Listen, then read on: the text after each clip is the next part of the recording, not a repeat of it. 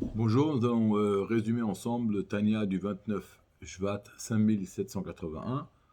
Donc hier nous avons parlé qui est moi, c'est qui moi. Alors on a dit chez le Benoni, moi c'est son âme naturelle, son âme animale, celle qui tout simplement lui donne les sentiments naturels, j'ai faim, j'ai soif, j'ai froid, j'ai envie de dormir.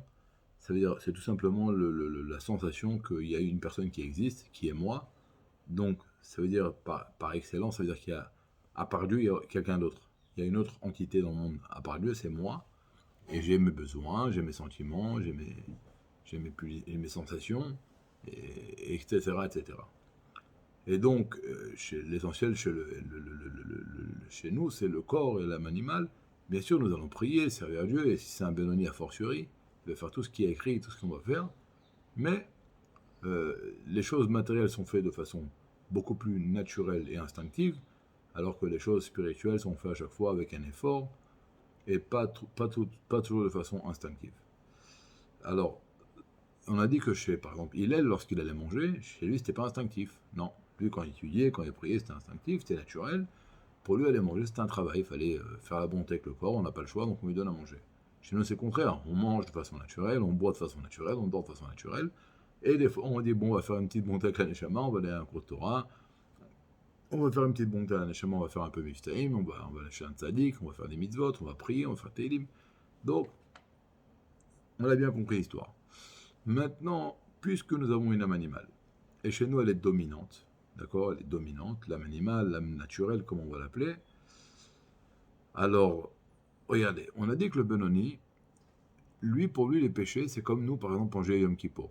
Un homme qui est religieux, lorsqu'il arrive le jour de Kippour, il n'a pas un combat. Il n'est pas en train de dire, comme on l'avait étudié auparavant, donc lorsque nous avons étudié le Pérec 12 et 14, on a dit que le Benoni à Kippour, il ne va pas dire, un juif normal à Kippour, il ne va pas dire, bon, j'ai très très faim, alors peut-être je vais aller manger. Et puis à la fin, il se retient. Il n'y a pas un combat comme ça.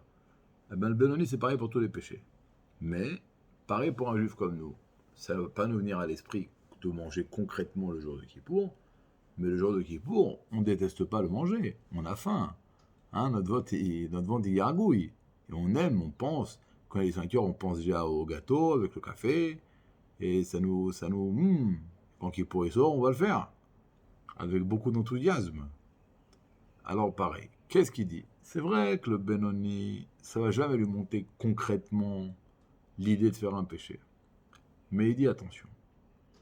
Le simple fait que les choses qui sont des choses comme ça, des choses qui sont interdites, elles te dégoûtent pas, elles sont pas dégoûtantes, répugnantes chez toi, alors, de par cela même, tu es plus bas que tous les animaux les plus bas. Pourquoi? Parce qu'ici, on n'oublie pas qu'on réflexionne pour ouvrir le cœur, donc on n'a pas le choix. Hein. Vous vous rappelez, on est sur le bloc opératoire, on ouvrira. On n'a pas le choix là, c'est pas une réflexion qu'on doit avoir tous les jours, c'est seulement le cœur et les bouchées. Ok? Il dit comme ça, comment tu es capable d'aimer une chose que Dieu déteste? C'est ça en vérité l'idée. Dieu déteste ça. Et toi, tu es capable d'aimer une chose qui est répugnée par Dieu, que ça dégoûte à Kadosh Baruch Hu, chez toi, ça ne te dégoûte pas. Pas seulement que ça ne te dégoûte pas, hein, tu pourrais dire, tu le feras jamais, mais ça ne te dégoûte pas, ça t'attire. Après, il te dit, et c'est vrai que pendant la prière, tu arrives à rêver un sentiment. Alors, dans le Père 13, qu'est-ce qu'il a dit? Si on compare ça au Tzadik, c'est pas le vrai, c'est pas émettre la mytho. Mais si on compare ça au Benoni de par lui-même, c'est extraordinaire, parce que tous les jours, il arrive à rêver cet amour. Là, comme on a pour but de écraser un peu l'âme animale, hein, pour ouvrir le cœur bouché, là, il va parler de l'aspect négatif de l'histoire. Il dit, regarde, c'est vrai que pendant la prière, tu arrives à rêver un sentiment d'amour, mais ça part après la prière. Donc réfléchis, c'est quoi ta vie? Ta vie, c'est en vérité une, un retsef, une continuité d'envie de faire des péchés et de te retenir. J'ai envie de faire des bêtises et je me retiens. J'ai envie de faire des bêtises et je me retiens. Donc tu as envie d'être où? Dehors. Ah, tu te comportes concrètement comme il faut, mais dans ton cœur, tu n'es pas là. Dans ton cœur, tu voudrais être dehors. C'est comme une fois, il y a un grand sadique, Rebbe Riyad, son éducateur, il lui a dit il faut mieux être dehors et regarder dedans que dedans et regarder dehors. Parce qu'un homme, il n'est pas là où il est, il est là où il regarde, il est là, parce que là où il regarde, c'est-à-dire qu'il a envie d'être là-bas. Alors ici, le Rebbe, l'Admor, il a des mots durs avec le Benoni. Après, il dit, regarde, et rappelle-toi les péchés que tu as fait quand tu étais jeune. Des péchés qui sont liés avec le Brit Kodesh, qui sont particulièrement liés avec le fait que le cœur soit bouché. Alors, on avait dit sur le Benoni qu'il n'a jamais fait de péché de sa vie. On a dit, c'est possible qu'il a fait un péché, d'ailleurs c'était notre preuve, mais il a fait une tchouva tellement grande qu'il a tout effacé. Alors pourquoi maintenant il doit se rappeler de ça? Alors, il y a un principe. Lorsque je fais un péché, je crée une séparation entre moi et Dieu. D'accord? Je crée une séparation entre moi et Dieu.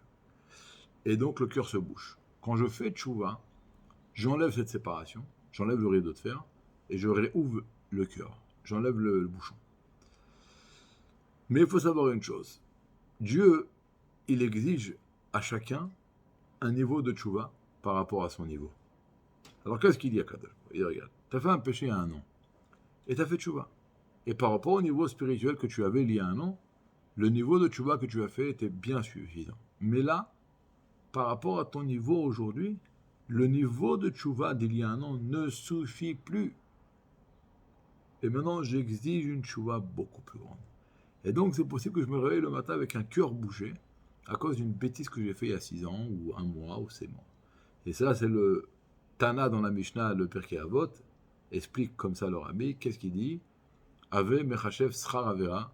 Quand tu veux faire un péché, tu vas kiffer. Le srar avera, c'est la récompense du péché. C'est le kiff que tu vas vraiment, tu vas péché. Il dit remets-le, mets-le en balance avec le FCD, avec la perte. C'est quoi la perte? Ton cœur il va se boucher. Et tu vas faire, tu vois? Mais non, parce que là-haut, le péché il reste. Et il va te poursuivre jusqu'au dernier jour de ta vie.